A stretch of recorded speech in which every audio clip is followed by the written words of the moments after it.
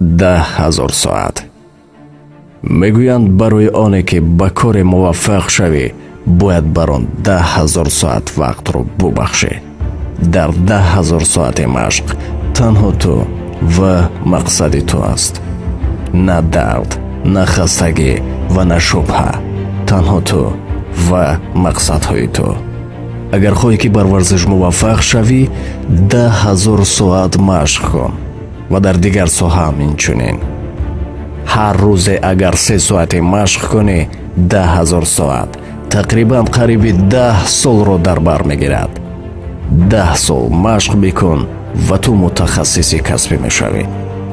лекин ҳоло 10 сол барои мо муддати тӯлонӣ ва зиёд аст. мо насли ҳамин соата, мо сабр карда наметавонем. барои мо ҳозир ва ҳамин ҷой бошад. мо ҳозира ва дар ҳамин ҷо бударо мебинем. мо дар даврони зуд аз байнравии ситорагон зиндагонӣ мекунем ва саҳифаи ахбороти мо бетанаффус нав ба нав мегардад. мо чанд маротиба тугмачаи лифтро пахш мекунем, зеро фикр мекунем ки он хело оҳиста ҳаракат мекунад.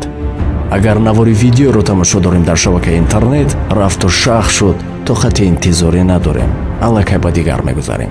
аз ин ро барои оне ки бар ин 10,000 соат тоқат кунӣ, ту бояд хуб ва аниқ дарк намоӣ ки барои чӣ ту ин корро мекунӣ. барои он ки оила, хонаводаи ту аз ту фахр кунанд? ё баҳри он ки устодат хушҳол гардад? ё ки барои худнамоишӣ дар интернет барои як лайк? ҳайфи ҳамон 10,000 соат агар мақсади ту ин бошад.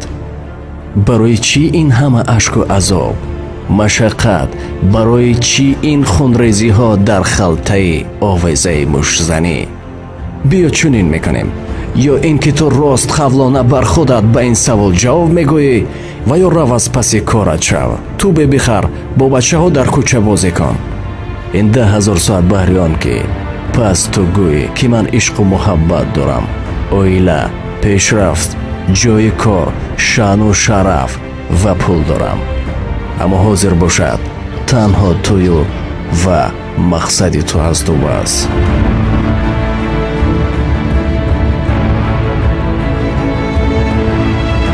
бале, ба шумо чӣ монеъ мешавад? дар сигару нозкашӣ ҳам то надорем. дилатон ба худатон намесӯзад? пас биёед мардонавортар ки ин кунем ва даст ба варзиш занем.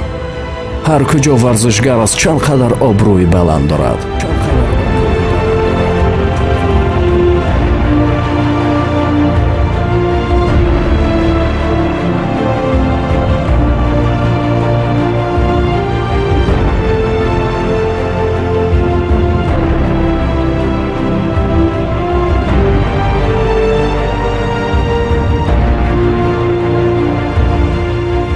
варзиш гарави саломатӣ, варзиш муаррифгари ватан ва пешрафти миллат аст. пас аз мо гуфтан, фикр кун, ҳоло ҳам дер нашудааст.